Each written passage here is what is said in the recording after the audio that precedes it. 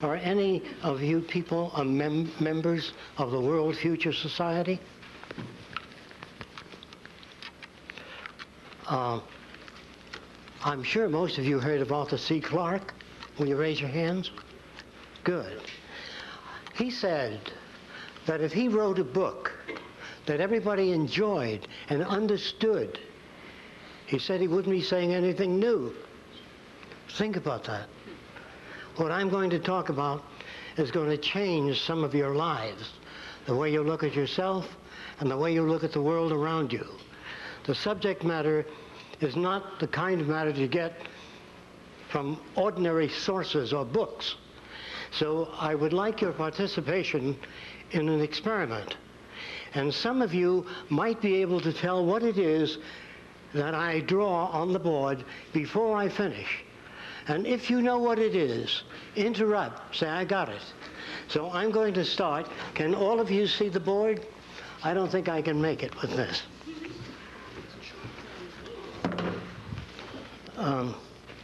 Can all of you see the board? Can you hear me all right? Okay. The minute you know what it is, interrupt.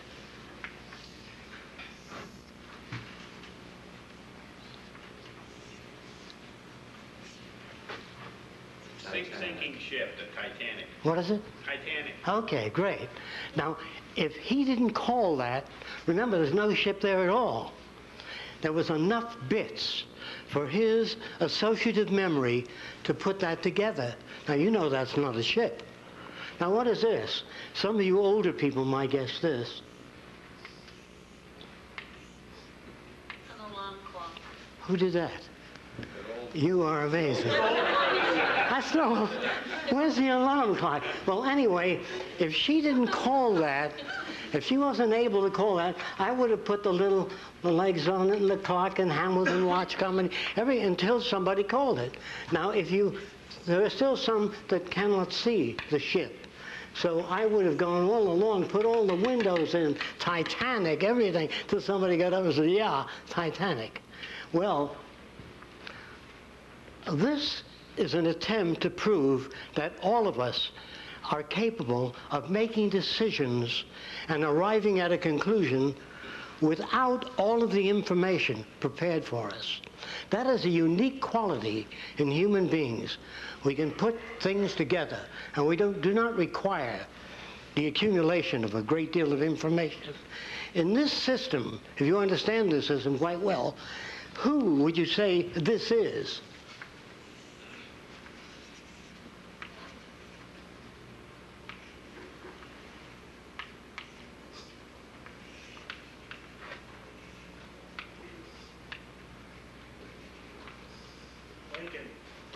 Who said that? Who said that? Lincoln. I don't see Lincoln, but it's Lincoln. It would have been Abraham Lincoln. When I got through with it, I would have gone on with a beard and all of the stuff. So this is just to prove that people can put something together. And I'm going to try to explain to you just what creative thinking really is.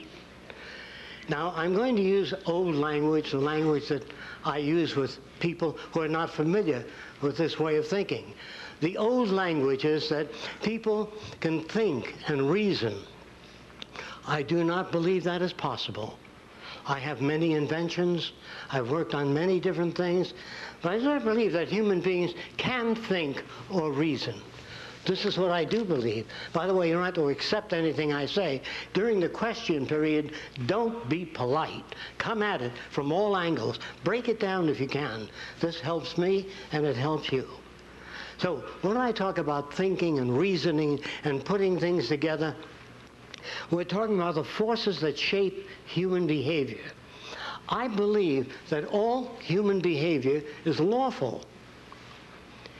That the reactions and values that all people have are perfectly lawful to the environment that they come from. So every human being is perfectly well adjusted from where they are coming from their background and experience.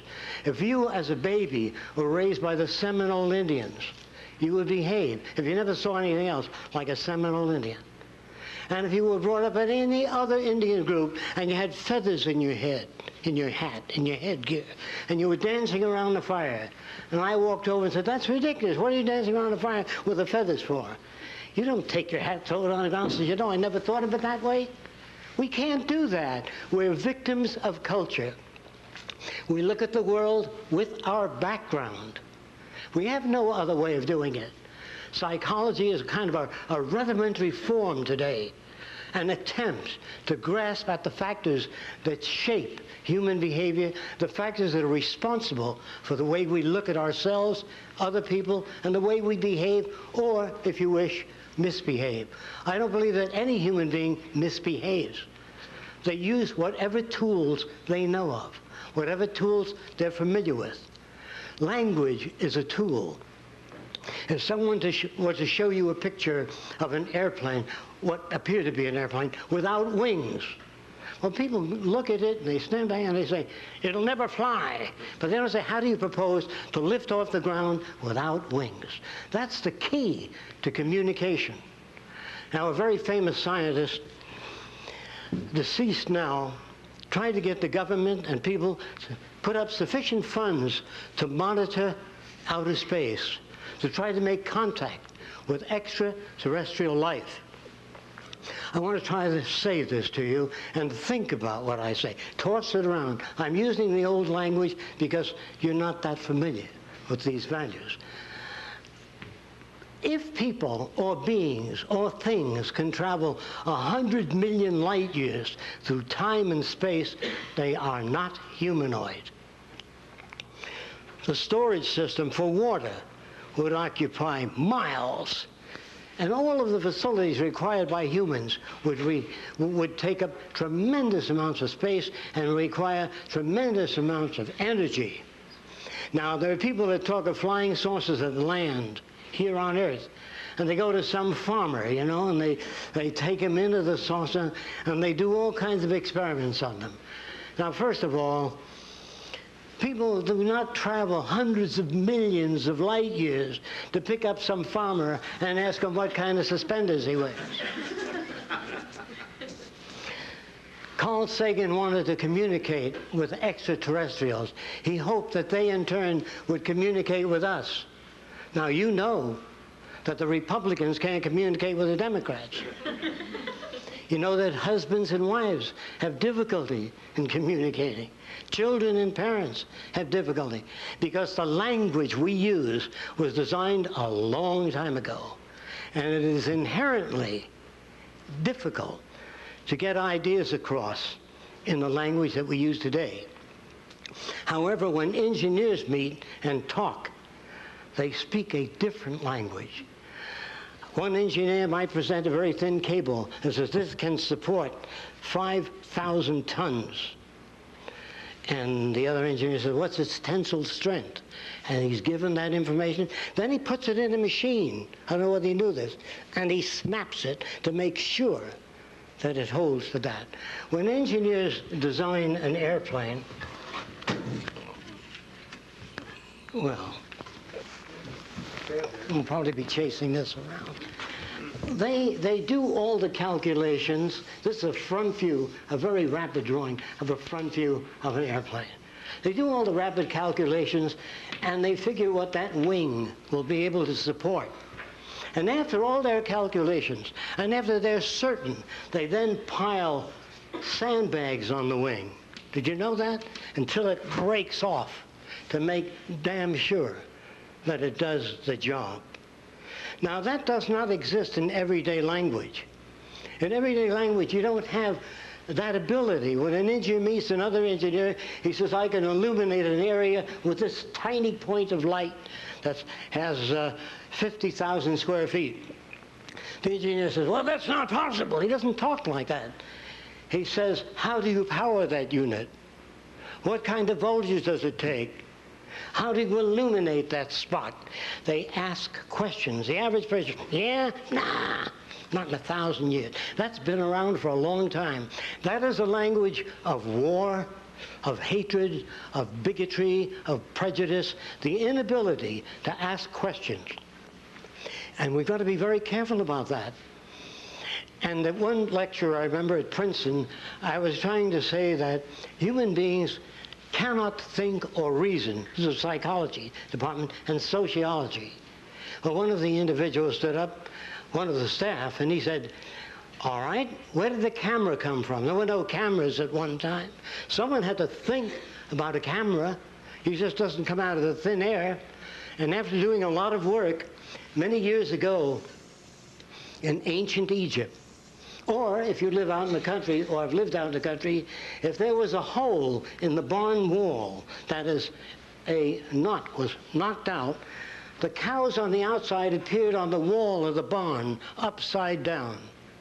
And in Egypt, you went in this dome to see the upside-down world. There was a little hole here, and the daylight came in, and you saw people walking upside down on the wall. How many of you have experienced that kind of phenomena? That is essentially the box hole camera. A camera, the simple camera without a lens, is just a little hole in a box. And somebody said, well, how can I see that image? And they used a transparent membrane back here, and they could see the upside down head or a person or a cow. And they asked this question, if only I could retain that image. Well, that isn't the answer. That's just a question. I wonder how I could retain that image. So, years before that, the American Indians and other primitives have taken tapa cloth, or they'd weave natural materials into a kind of a fabric.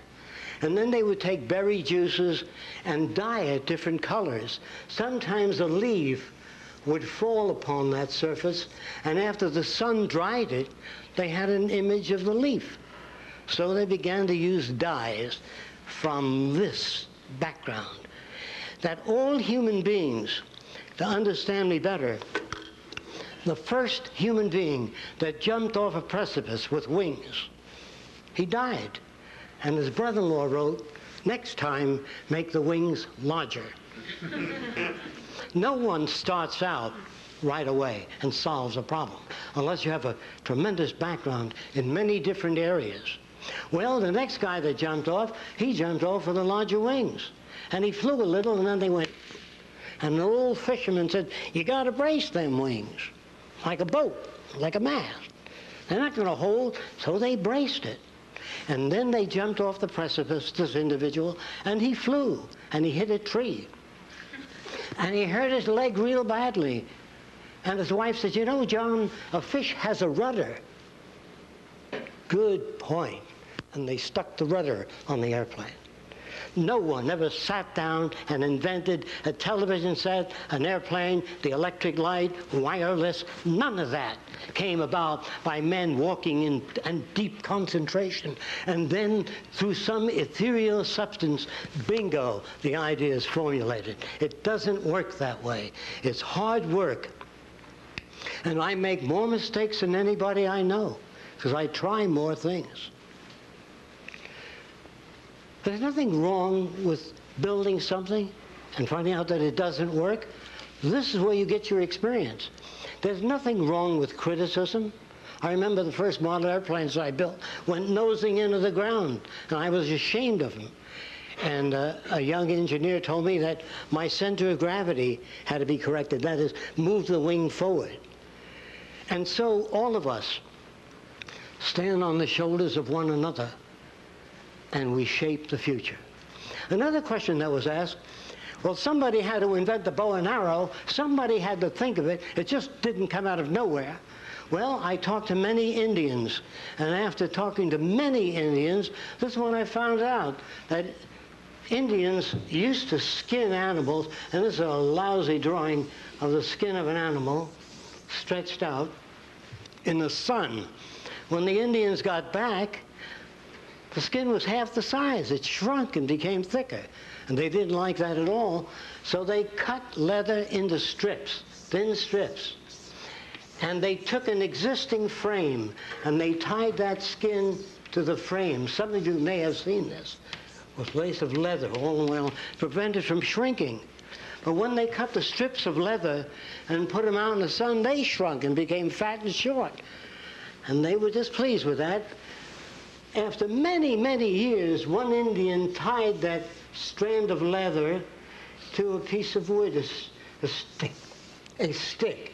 He split the top, tied a knot, and tied the leather to the stick. When he came back, hoping that it would dry and not shrink, the stick took this form. It was bent. He plucked that in and went, bong. Well, and after many years, somebody took another piece of wood, put it in and pulled the string, and off it went. Well, if man can't think or reason, where did the movie camera come from? Somebody had to think of that. It doesn't exist out there. Well, here's where it came from.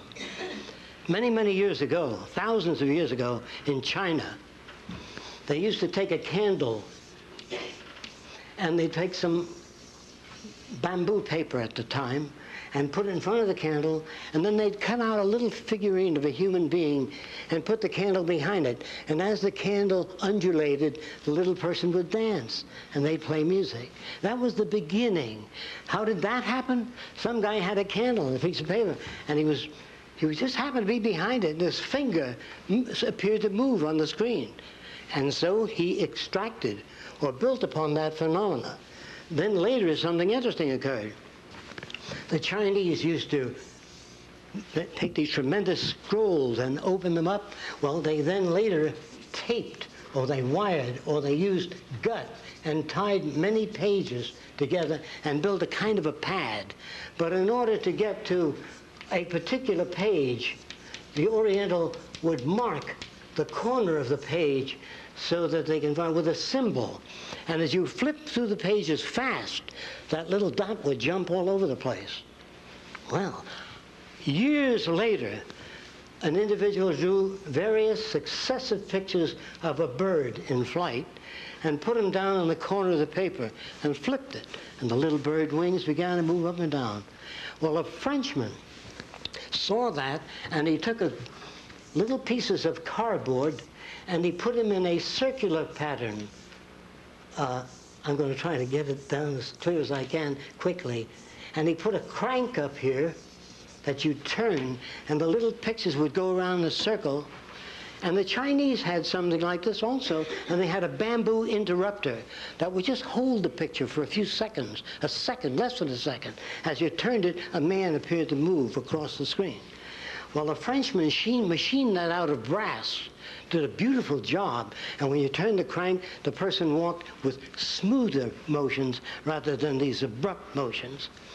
Edison saw that unit that the Frenchman designed, and he turned it into this position. I guess I can't work with that microphone. Can you hear me back there? Okay. And what happened is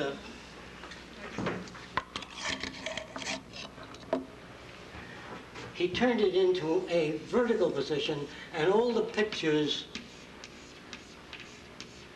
were set in a circular fashion. And you turn the crank here. Excuse me.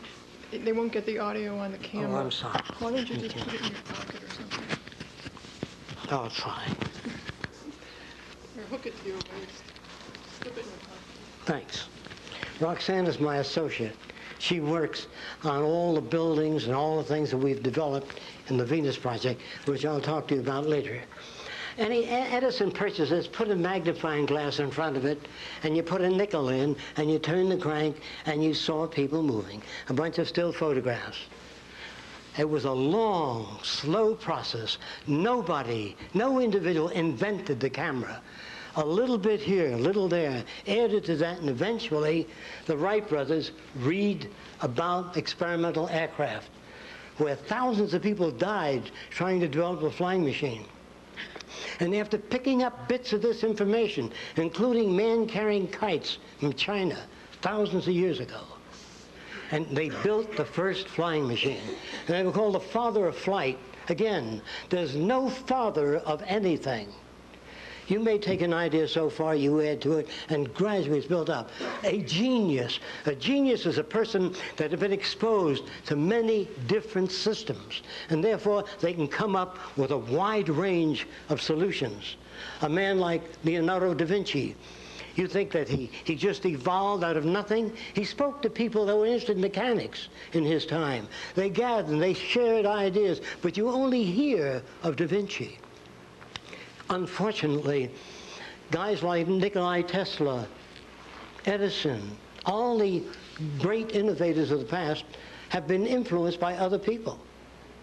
And the mythical structures that we build around inventors, that they inherit special abilities, they are geniuses, or they're in tune with the infinite mind, and the ideas somehow filter in. Well, this is the kind of nonsense. It's the same story about, is there intelligent life out there? The real question is there intelligent life here? We don't think so, not yet. I'm serious, I'm not kidding. What is intelligence? Well, the ability to reason things out. You can't have that ability unless you've had experience in particular areas. An Eskimo never dreams, I repeat this, of walking on a palm-fringed beach. Can you understand that? It is not possible unless he has seen motion pictures or something about the beach. It is not possible for any human being to build a frame of reference of any kind without experience. I know where every invention I ever made came from. I know the influence, the books I've read, the people I've known, everything that shaped those values. And sometimes people say, well, when did you think of that wonderful idea? It was February the 1st? No, it's cumulative bits of information that we put together with experience. So all of the artificial structures and artificiality of all societies, they are all primitive today. They are all backward. The very fact that we use political systems, the very fact that there are Democrats and Republicans and notions about how the world ought to be governed. Now, scientists could not do a thing with that. If you want to put a man on the moon, you have to know what the distance is precisely. You have to know how much material you're lifting up toward the moon. You have to know how much force a human body can stand. Well, to start with, they don't have that information. So they build special devices, a big centrifuge. They put a human being in it, and they whirl it around. They say, how are you doing? And the guy conks out. And they say, well, this is how fast you can rotate certain groups of people. And they build data, and from that data they plan the moon voyage. The question then is, what kind of world do we want? How is it that we want our social system to operate? What makes criminal behavior? What are the factors that make a Jeffrey Dahmer? I'm sure you know who that was. Before Jeffrey, there was Albert Fish. I don't know if any of you remember Albert Fish. Albert Fish was a fine-looking gentleman. He ate 45 children. Well, you wonder, how can anyone do that kind of thing? I'm going to try to give you some idea of the background of Albert Fish. When he was a youngster, about 10 years old, he was touching his private parts. His mother was an old-time Baptist, and she says, you are going straight to hell. You will burn eternally. And that kid, Albert Fish, stuck needles into his genitals because he didn't want to burn in hell. And he took other children into empty lots and cut off their private parts because he wanted to save them. If you're brought up in a distorted environment, which we all live in today, any judge that raps the gavel and says 30 years is an ignoramus because he has no idea of the factors that shape human behavior. When you become aware, if you bring up a healthy boy with about 6 women, and one of the girls says, oh, did I see a gorgeous hat? That boy will pick up the same mannerisms, same facial expressions, and say, oh, I just love that hat. Because if that's the environment, and you're brought up in Italy, you say, hey, what's the matter? You like or you don't like? In other words, it depends on where you're brought up. Did you know that Lincoln was Irish? It depends on your group and the values that you exchange. And if you want a world without war, without hatred, without crime, and without stupidity, it can be arranged if you follow this bit. If we consider at some time, which society will at a later time, I hope it would be sooner, that all of the earth become the common heritage of all nations. All of the resource of the earth, the common heritage of all nations.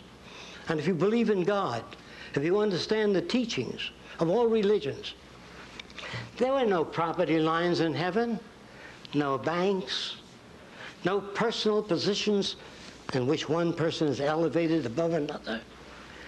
That if the earth were the common heritage of all nations and all of the artificial boundaries removed that separate people, there would be no basis for war, no basis for armament. The world you live in is an old world. Its language is old. Its values are old. And our institutions of education fail to touch the social system. You want to be careful. Don't touch that. This is an area that you don't want to get involved in. Well, in order for you to grow, in order for you to make the world a better place, you have to face this situation. I don't say that people are going to sit back and do that. According to all historical records, no civilization, anyway, to my knowledge, has ever sit back to plan the future. Exactly what we're going to do, how we're going to live, how we're going to work out transportation. No, we just build highways all over the place. Although you go to school and you learn something, you learn that a straight line is the shortest distance between two given points. Well, look at a road map of the United States, and I think you'll find spaghetti all over the place. Rarely do you see that. Look at your cities, every building a different size and shape. This does not express individuality. It's utter chaos. At 4 o'clock, all the cars come out of this building, and they can't get across that bridge. So you've got to build another bridge. So you elect people to political office that are totally incompetent.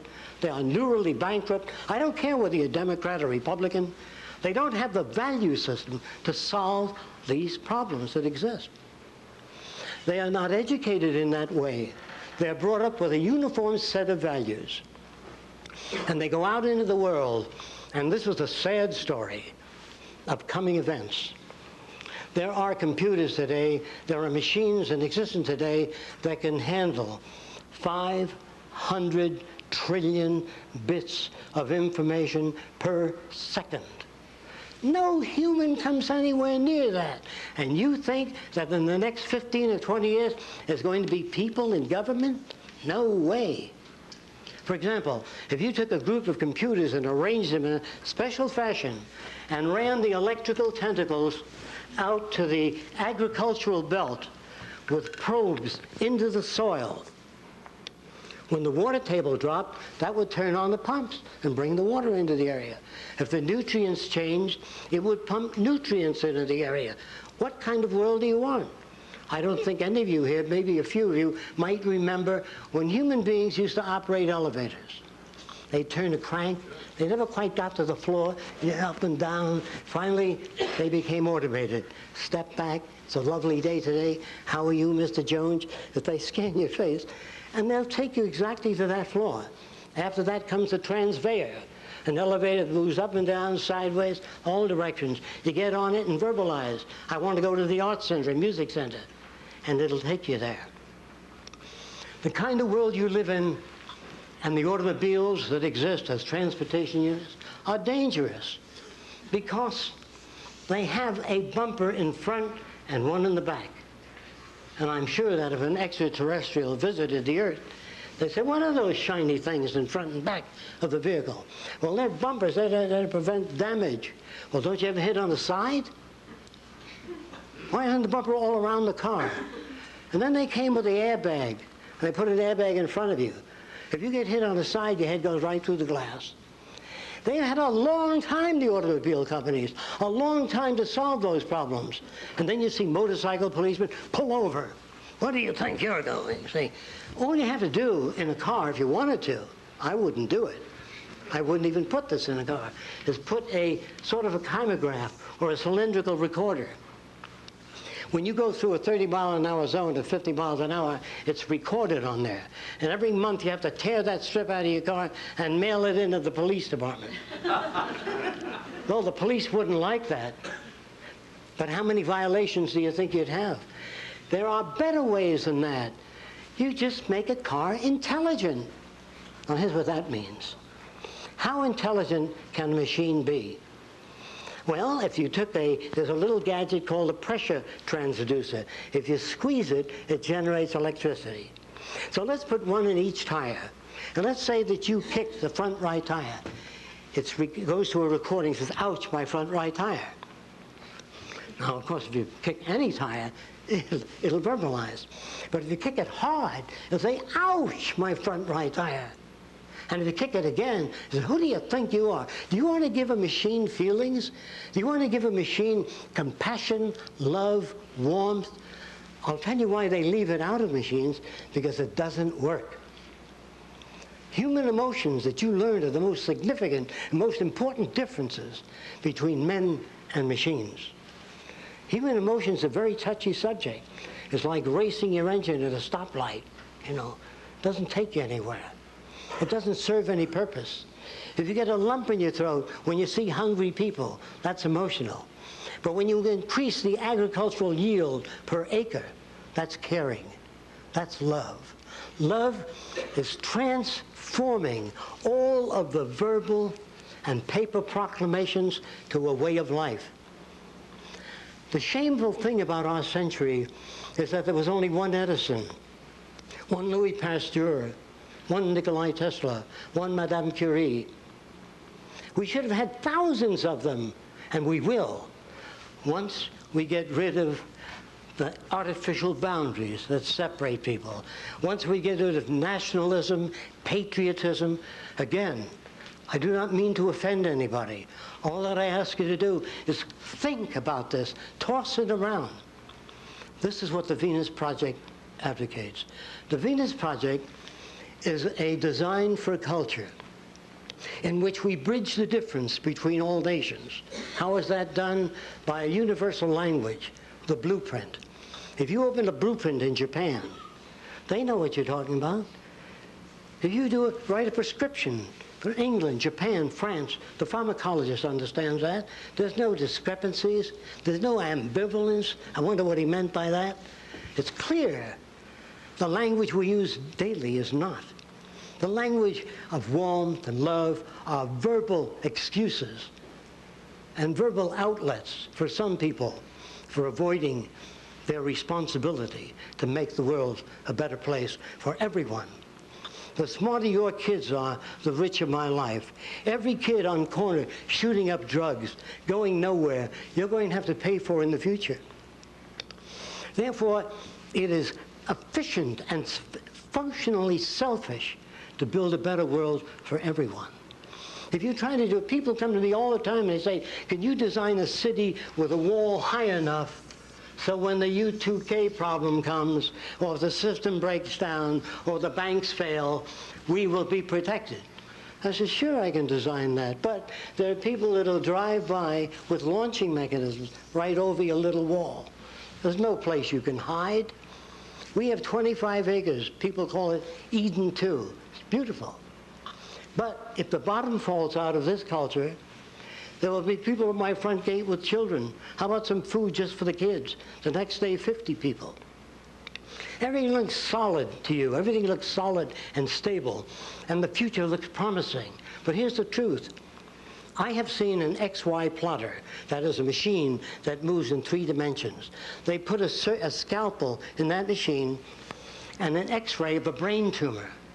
And this machine removed the brain tumor on a cadaver in about 1/10 the time. And doctors think, oh, just the industrial work on the production line. He's on the way out, but not me. I can think. Well, let me say this again. The typewriters that work the speech, today you talk to your computer and you get a type, and also corrects your English, restructures your sentences, makes recommendations. How much longer do you think people are going to be in positions in industry and government making their own decisions. We don't believe that anyone ought to make decisions. We believe that people ought to arrive at decisions. Now, here's what that means. You go across the country and pick up samples of the soil from all over the nation. You bring it to Central Agriculture, analyze that soil, and then turn to your health department and ask them what people need. Manganese, whatever they need. And what is this soil good for? What should we grow? Tomatoes, and then rotate the crop, move to something else. That's what I mean by surveying the conditions. Not, what's your opinion? What's your opinion? Democracy is a crude and vulgar system, and should have been phased out centuries ago. But we don't have enough outside points of view on radio and television.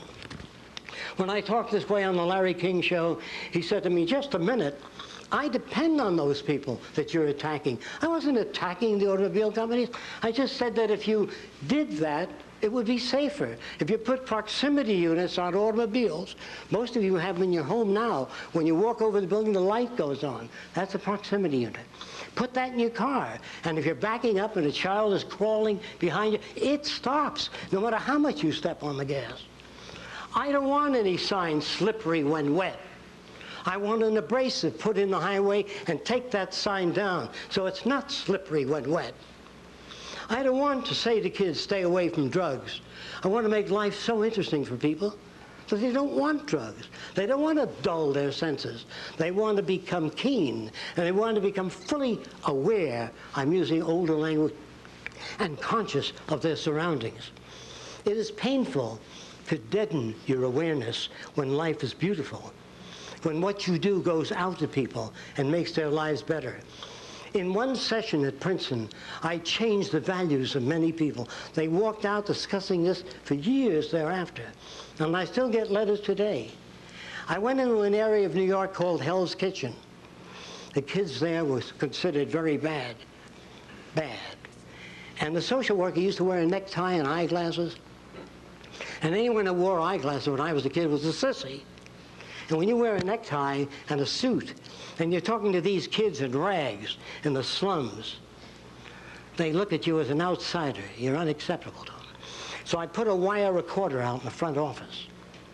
And after the social worker talked to the young boy, by the way, they made guns out of water pipe. And you go, how many of you knew that? They didn't go and buy guns. They made them. And the social worker picked the gun out and he said, you're going to take someone's eye out, wind up in a state penitentiary, hurt your mother and father. You want to do that? Well, the kid says nothing at all. Then when the kid walks out, I make a wire recording of the way he talks to his friend. Hey, he said, jerk, the guy up front, the social worker. Then I walk over to the social worker. How'd you make out with Johnny? I had a good talk with the boy. I believe we established rapport. How do you know that? He says, I felt it intuitively. Then I play the tape. By the way, it was a wire recorder. I play the tape of the kid's answers. And he said, I'm grateful so-and-so. I said, no, just say, I don't know how to get to Johnny. I know how to get to Billy. I've tried 8 different methods. None of them worked. So I said, watch what I do next week. I walked in the office, picked up the gun. I said, I understand you made this gun. He said, I told the guy I made it last week. This is in New York City. I used to make recordings of this. I wanted to use it in a film later. And I picked up the gun, I'm looking at it, and I'm shaking my head. He said, what's the matter with it? I said, come here.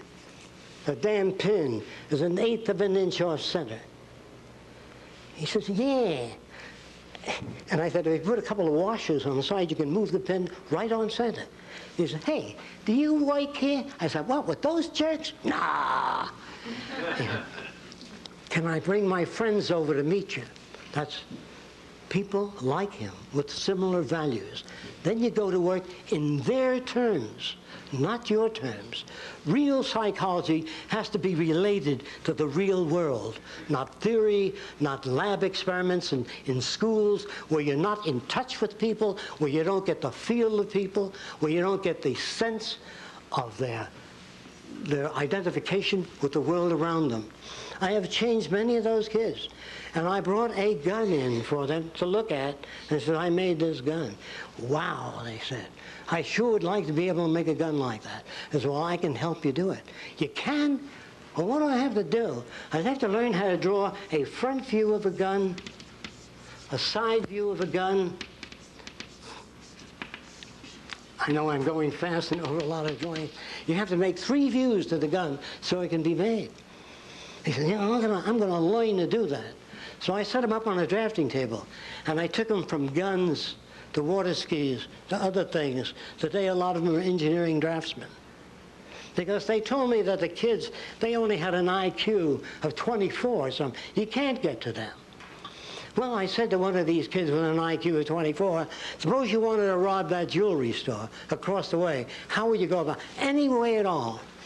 Well, I said, I'd throw a bag of fecal matter in there, and the guy gets mad at my friend, and he runs over, and I clean off the counter.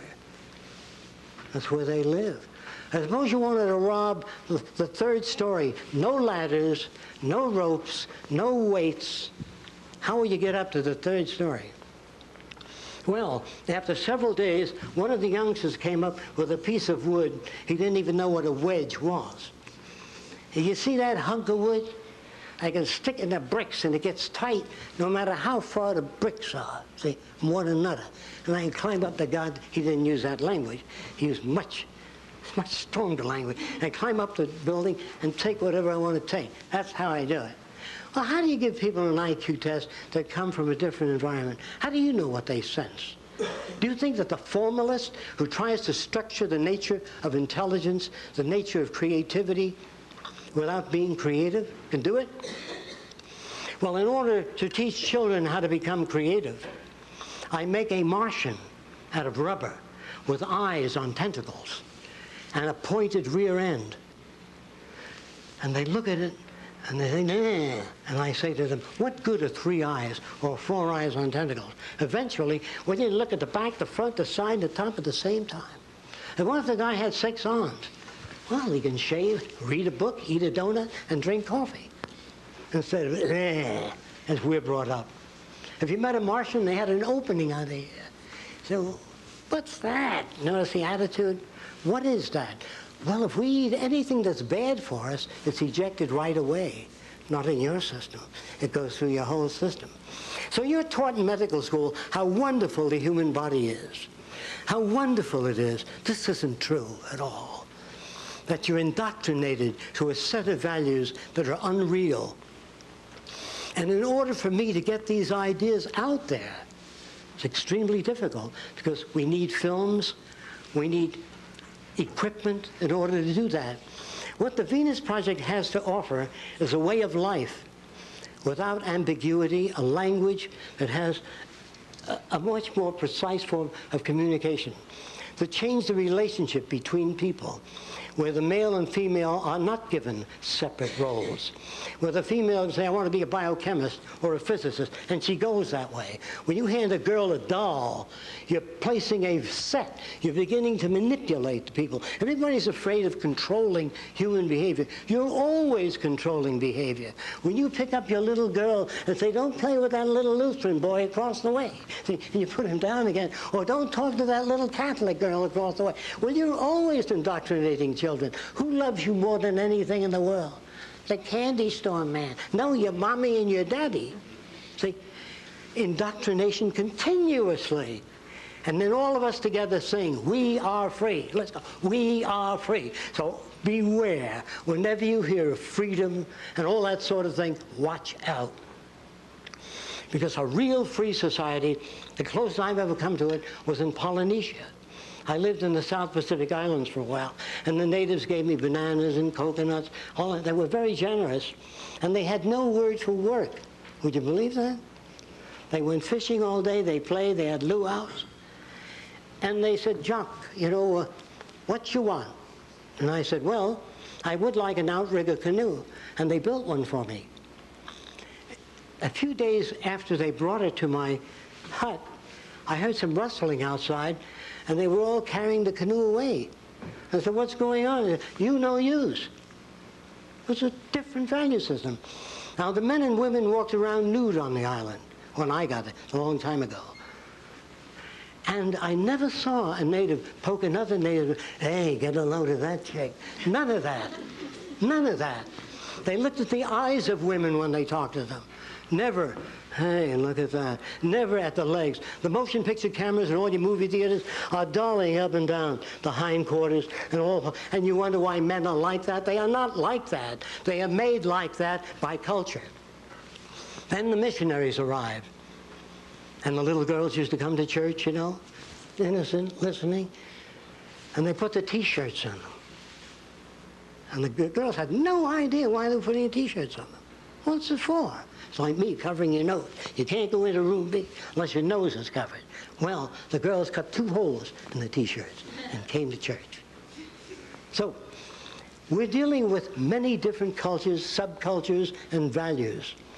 Our culture, if we are to grow and build a civilization worthy of humankind, we have to have a quantum jump in the way we look at our world, people, and ourselves. The Venus Project is the redesign of a culture in which the elements that comprise the culture are different. For example, our cities are round, not because I like round cities. The city is round. The center of the city has a socially integrated computer. This may be a medical center. This might be an engineering center.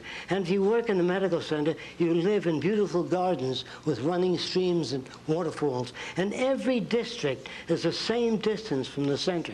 There are no cars in the city. You get on a conveyor and dial where you want to go to. There's no crime in the city. Just before the public library in the United States, people said, well, you can't really do that. The people never bring back the books. They'll keep them. They won't return them. Of course, all that was incorrect. I want to build a library where any child can walk in, check out a camera, check out art materials, check out water skis, make things available. People don't steal. No one's going to hit you on the head to take your watch off if it's available. Well, how are you going to pay for this central library that gives children these things for nothing? Well, it cost about $50,000 to keep a kid in jail 1 year. An adult, $75,000 a year. Food, clothing, shelter, dental care. Isn't it easier to do it in a different way? I would love to go to Mexico and say, what's your problem? They say, well, senor, we don't have the modern machinery you have. Give them modern machinery. Build schools for them. And they won't be coming over the border. What makes them come over the border? Hunger, lack of employment. They say, oh, it's the goddamn Mexicans, you know what they're like. Oh, there's nothing like that. Everything is shoved by something else. You are told that a tree falls over. You are told that a sailboat sails. A sailboat cannot sail unless acted upon by a resident force called the wind. A tree does not fall. If it rains and it's asymmetric and the soil becomes loose, gravity does the rest. The tree doesn't fall. Plants do not grow. They require radiant energy, nutrients, water. Stop any of those things and the plant stops. Human beings are not self-operating entities. We are operated by many resident forces. Of course, many of us are not aware of that. It looks like we're perfectly free, making our own decisions. I know I think for myself. I'm sure you do. That's an illusion. Because if you're brought up to believe in the Kennedy rocker, you want one for your home. It'll injure your back, distort your anatomy. But Kennedy had one like that, and I want one like that. When you break the patterns that have been established by existing society, you begin to move people in a new direction. I admit I could get up here and give a very pleasant lecture of how wonderful everything will be in the future. A helicopter in every garage, you know, a house in suburbia, another on the beach, maybe one in Hawaii. This is the future. That is not the future. Those are the illusion generators, and there are lots of them.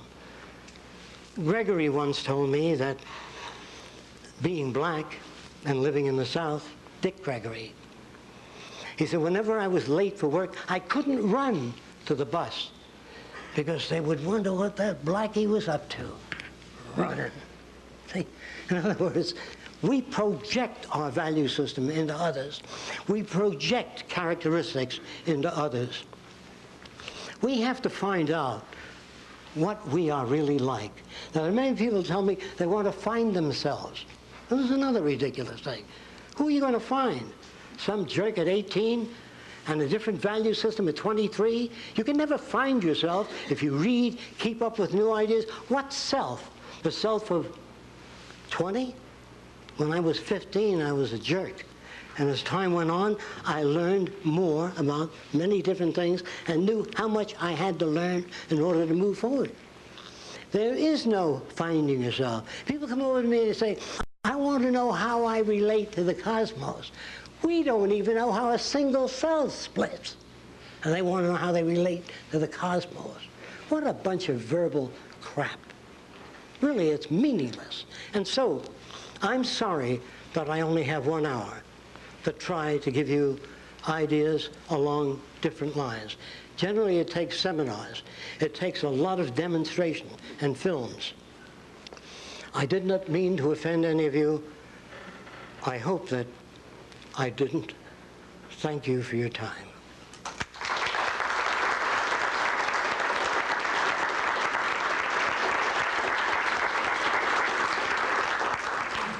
I'm sure the audience has some questions. Fire away.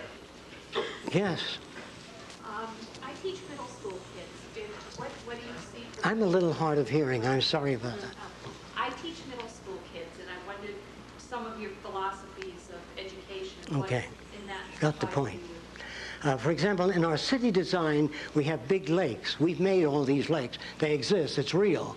We have modern structures there, all different. Roxanne said to me, my associate, she said, Jacque, I just don't want to draw pretty pictures of buildings. I want to build them. I want to make them. And she did all the cement work. And one day she came over and she said, how about a swimming pool? And she was with a girlfriend. I said, when do you girls want to start? Well, we never built a pool. They built it in 2 weeks, a beautiful pool. We'll show you pictures of it. And so we built a big lake in the city. And there's a hill in the middle of the lake, about 80 feet up out of the water. And on top of the hill is a craft shop where children can build anything they want to build. But in order to get there, you got to get in a boat and row it. Instead of lining them up and say, come on, everybody together, forward, backward now. Arrange the environment so you have to row to get to the hill. You have to climb the hill to get to the craft shop. And an automobile or anything you build will not go together unless 4 children pick up the car and the others put the wheels on. Instead of saying, I want you people to work together and cooperate and stop fighting, arrange things so that it works that way. That's what nature does. When a fox, a baby fox, sees a porcupine, and says, wait, no, what have we here? He says, I don't know. And he gets close to the porcupine. Finally, he gets a quill, and he stays away from the porcupine. But if you raise your children and try to avoid experiences that had hurt you, and you buy them every toy that they want, you produce a blob of jello. Some degree of challenge, some degree of stress is necessary. And so we build an environment, try to answer your question, with the elements so arranged as to produce what you call creativity. Can I give you one more bit on that? All right. Is there anyone else interested in creativity in children? You raise your hands? Okay. What we do is I ask a child to make a drawing. Anything they want to draw, and this is what they usually do. Can everybody see the blackboard? Well, I'll draw it up here. They draw something like this. I'm talking about 4- and 5-year-olds. And then they draw something like this. And then most of them do something like this. I'm sure you've all seen those drawings. In fact, I'm sure many of you draw that way today. Yeah. And so the teacher gives them some crayon, and they color it, and she hangs it up. This is little Billy's drawing. But when she tells Billy that this is the way we spell cat, and Billy says, I see, and he comes back with something like this.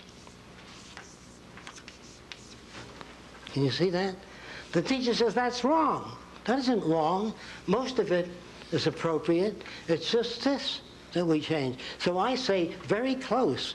We just substitute this with something like this. And then the child comes back again with something like this. I say, much closer, much better. Only we turn this around so you can put the A inside of it. Say whatever you have to say to get the idea across. Instead of saying, well, that isn't what I told you. Well, you're just using that child as an outlet for insufficiency. Then I do this with the children. I have them draw the letter T. And I say, which one of these look like a peach pit? The child generally picks this. I say, those of you back there, I'm sure you can't see that, and the blackboard is fully cluttered, and I don't have, here, I'll try to clear an area where most of you can see. The child draws the letter T, and he draws a peach pit in the middle. Then he draws one peach pit here and one there, and he takes out the middle peach pit. Then I say, what is this? They say, that's a bunch of birdies flying. I said, good. You move down a peach pit and a half and draw the letter V upside down. And the child draws the letter V upside down. Then he draws a birdie under the V, one peach pit down, like this. And then he joins another birdie to that and a half round beneath that and one peach pit above. He does this. And then I say to the child, what is this? That's a heart. I said, good. Half a heart from the top of the eyebrow to the bottom of the nose. And they move from that offensive drawing made by the child to this in less than a half hour. And I'm talking about 5- and 6-year-olds moving into this realm, drawing sports cars, turning them around. And we give them crayon and chalk because we want them to bring out their artistic ability. You can't bring out anything if there's no basis or structure for it. If you sit in the woods and meditate on your navel for 3 years, you'll have a tremendously clear picture of the navel and nothing more. So you have to work to get information. You have to arrange things so that it generates what you call creativity. Now, a psychologist in one session said that, well, I know 2 children that came from the same environment, and if environment is everything, one turned out to be a gangster, the other a minister. If environment is everything, how do you get those differences? The minute you pick up one child and start playing with it, and the other stands there with that lip out, you're making jealousy and envy. There's no such thing as the same environment.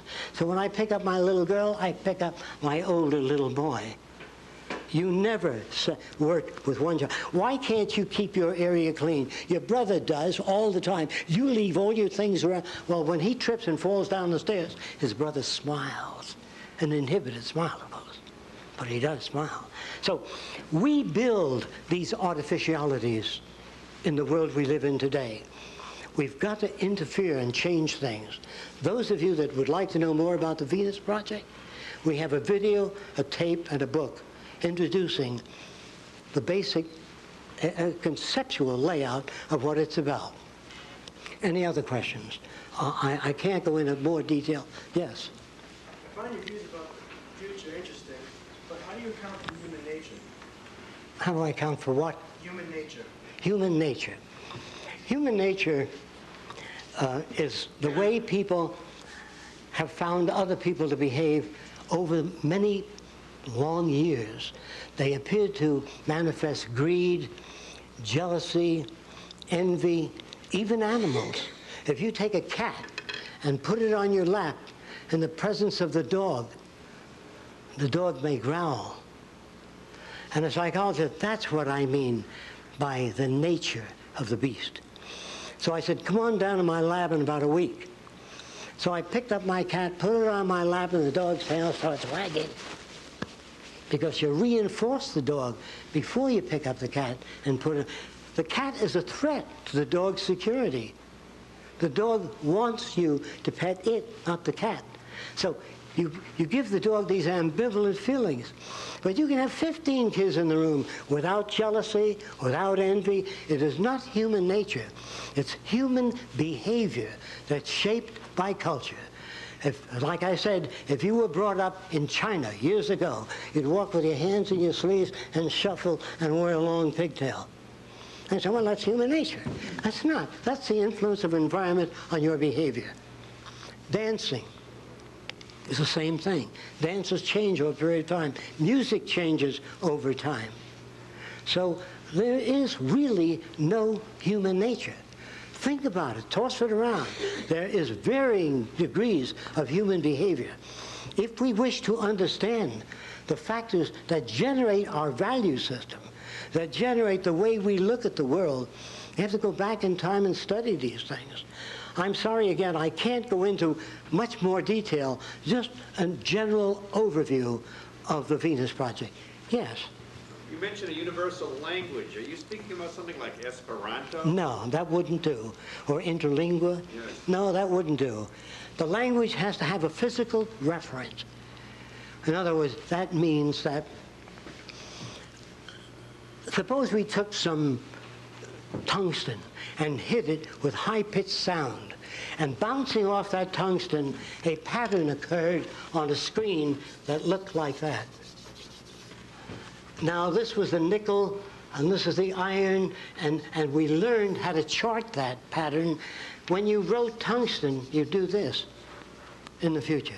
So it's always like chemistry, like a pharmacologist reads a prescription, assuming the doctor's handwriting is good. Looks at that prescription, and it turns out the same product. We don't want individuality in that area. We want uniformity. Is there a place for individuality? You know, in the next few years, the word individuality will go the way all the other crude and vulgar terms went. Individuality, when you buy a Mercedes, if you can afford it, and you turn the key, you want it to start, not sometimes, all the time. And when you turn, you want it to turn. And when you put the brakes on, you want it to stop. So it's called quality control. Variations in human behavior, which we call individuality today, is poor quality control. In the future, the question of people, then wouldn't everybody be uniform then? Well, the question of uniformity is essentially this. They will uniformly like anyone they meet, uniformly share ideas and resources, uniformly share knowledge with everyone else, and uniformly courteous to everyone else. That's the only kind of uniformity. As far as the accumulation of wealth, property, and power, this will be considered part of the age of the Bulgarians. To us, this is all normal. This is a thing to do, to become successful. Well, in my early days, I wanted to be successful, and a company came to me and he said, we have a bunch of Mexican women and Indian women that sit at a conveyor belt, and they pick the black beans, and they pick the white beans, throw them in another box, and they said, can you improve that? I said, how far do you want to go? How many beans can you deliver? So what I did in the early days is I built a big bicycle wheel with hollow spokes that turned like an airplane propeller into a vat of beans, sucking up one bean to each vacuum tube. And then there was a photoelectric cell here. If the bean was black, it tripped it with a wire. And as you sit and watch, those beans went up like this in the big vat. And in 8 hours, we did the work that 50 women took 3 months to do. Now, I would like my machines to come in, but I would like them to get a shorter workday, an increase in purchasing power. If machines do not improve the lives of people that work in automobile factories, if they're automated out of existence, so will you be automated out of existence. All of us can be automated out. Roxanne recently had some area, she does architectural renderings, site plans. There are machines that do that some years ago. CAD. There are machines today that make models. If you take a vase and put it on the table and it's scanned, they have a laser beam that penetrates a fluid and solidifies that fluid in the exact shape of that vase. You can do it to England, China, anywhere in the world. And I want to repeat this. Machines today, that is 3 months ago, could handle 500 trillion bits of information per second. I don't care how many humans you get together, there's no place for human behavior in the next 20 years. There's no place for human participation in the next 20 years, or maybe less. No one can predict the future precisely. I am not gentle, I don't pull my punches, I can't afford it.